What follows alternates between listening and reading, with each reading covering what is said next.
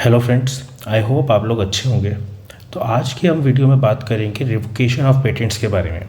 जब भी हम बात करते हैं रिवोकेशन ऑफ पेटेंट्स तो हमें ध्यान रखना है कि सेक्शन 64 जो हमारा पेटेंट्स एक्ट का है वो बात करता है कि आप कभी भी during the life of the patent, जो 20 साल की उसकी लाइफ होती है पेटेंट की from the date of application और ग्रांट के बाद, जैसे आपका 5 साल के अंदर ग्रांट हो गया तो बचे हुए 15 साल के अंदर आप अगर अपोजिशन नहीं डाल सकते तो आप हमेशा रिवोकेशन डाल सकते हो पेटेंट्स के ऊपर।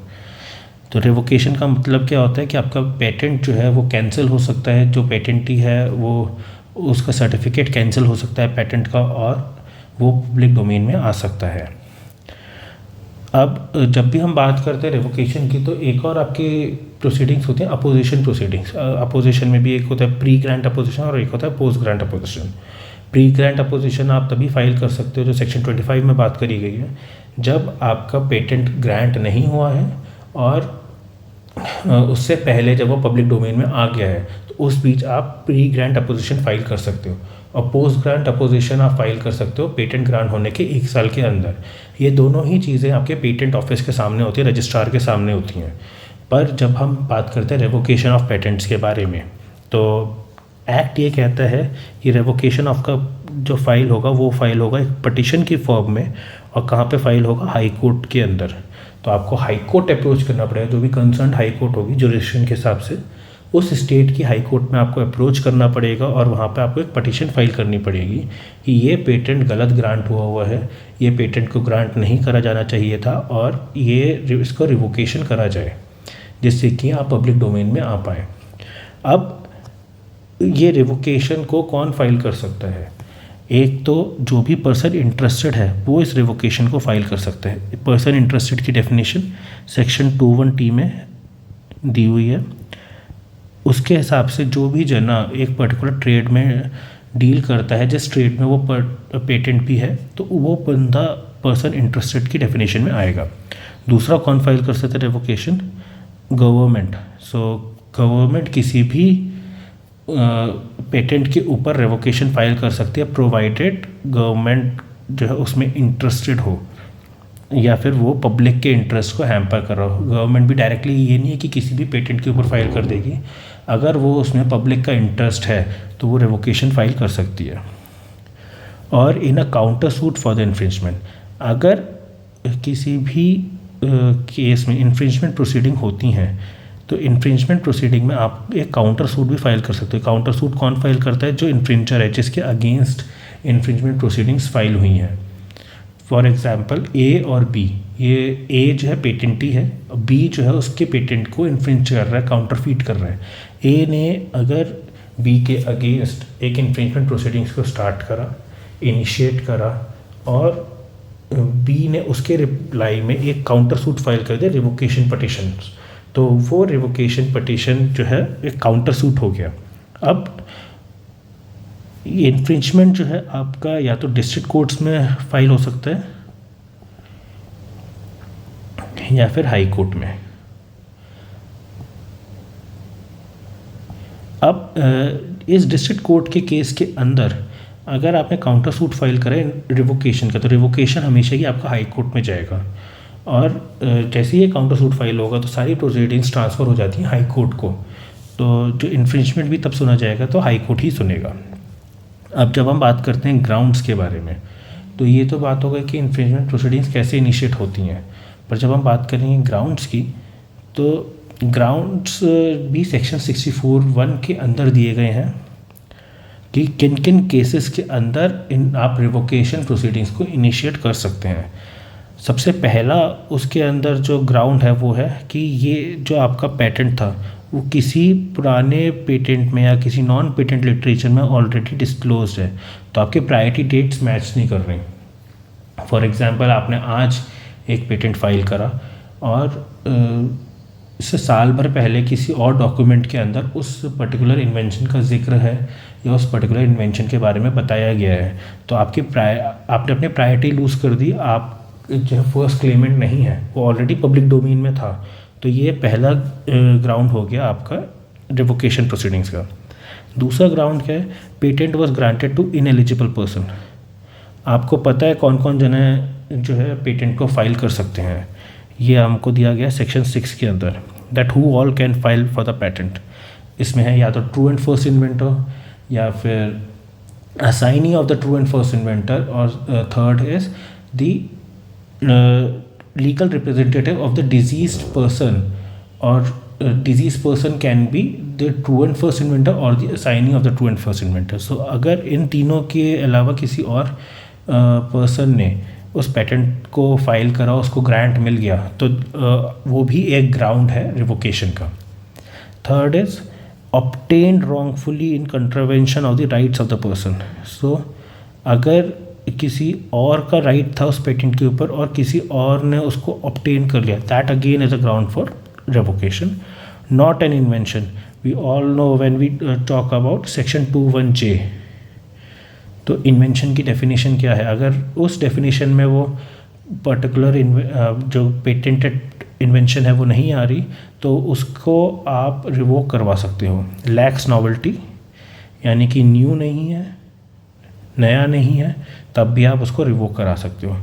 ऑब्वियसनेस और नो इन्वेंटिव स्टेप, अगर किसी भी पेटेंट में इन्वेंटिव स्टेप ही नहीं है, जिसको हम सेक्शन 21JA के बारे में बात करते हैं, तो तब भी आप उसको रिवोक करवा सकते हो। Invention is not useful, lakhs industrial applicability, section 21AC। अगर 21AC को सेटिस्फाई नहीं कर रहा कोई भी इन्वेंशन और उसको ग्रांट मिल गया, तब भी वो एक ग्राउंड फॉर रिवोकेशन है। does not sufficiently and clearly define invention and method it needs to be performed. तो बेस्ट मेथड आपको हमेशा डिफ़ाइन करना पड़ता है। जब हमने सेक्शन 10 के बारे में पढ़ा था, तब हमने बात करी थी कि आपका बेस्ट मेथड हमेशा डिफ़ाइन होना चाहिए। अगर आपका बेस्ट मेथड डिफ़ाइन नहीं है, तब वो एक रिवोकेशन का ग्राउंड है जो पेटेंट के अंदर है। आपका जो पेटेंट आप जब भी ड्राफ्ट करते हैं, तो पेटेंट ऐसे ड्राफ्ट होना चाहिए कि कोई भी जना उसको रिवर्स इंजीनियर कर पाए, पूरी इन्वेंशन को समझ पाए। अगर उसके अंदर बेस्ट मेथड ही डिफाइन नहीं होगा, तो उस पूरी इन्वेंशन को समझ ही नहीं पाएगा कोई जना।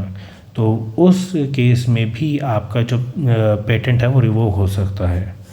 Scope of claims is not clear, अगर आपका स्कोप ही क्लियर नहीं है, आपके क्लेम्स बहुत ब्रॉड हैं, यहाँ पे हम बात करते हैं ब्रॉडनेस की। अगर क्लेम्स बहुत ब्रॉड हैं तो भी आपका पेटेंट रिवोक हो सकता है। और patent was obtained on false representation, तो फॉल्स रिप्रेजेंटेशन के केसेस में भी पेटेंट रिवोकेबल है। और सीक्रेटली यूज बिफोर प्रायोरिटी, अगर आपका पेटेंट प्रायोरिटी डेट से पहले आप सीक्रेटली उसको कहीं पर यूज़ कर रहे थे, तो वो भी रिवोकेबल है, because you have lost your priority.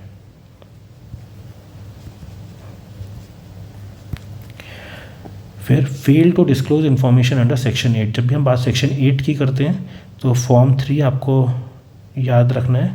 Form 3 ये कहता है statement and undertaking of foreign filings.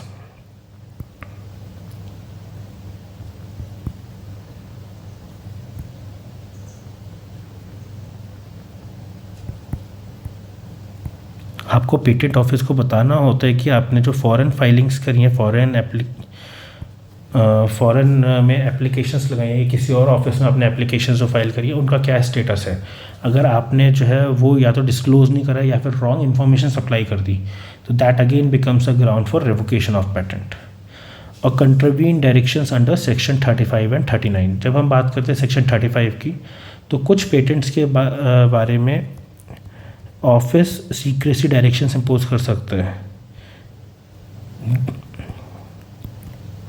ये इंडिया के डिफेंस से रिलेटेड अगर कोई इन्वेंशन है, तो उसको पब्लिकेशन को रोकने के लिए ऑफिस यानी कि कंट्रोलर सीक्रेसी डायरेक्शंस इम्पोज कर सकता है, either of its own motion और based on the list provided by the central government.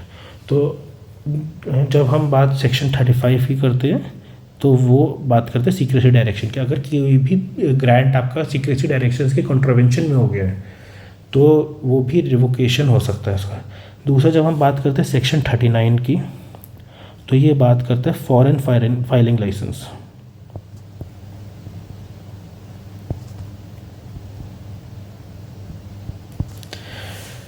तो फॉरेन फाइलिंग लाइसेंस क्या होता है कि अगर कोई इंडियन इन्वेंटर है, उसको इंडिया से बाहर फर्स्ट एप्लीकेशन देनी, अगर उसने इंडिया में फर्स्ट अप्लाई कर दिया तो विद इन 8 वीक्स वो कहीं पे भी अप्लाई कर सकता है all over the world. But अगर वो फर्स्ट फाइलिंग इंडिया से बाहर करना चाहता है तो उसको पहले इंडिया में एप्लीकेशन फाइल करनी होगी seeking permission to file in a foreign jurisdiction.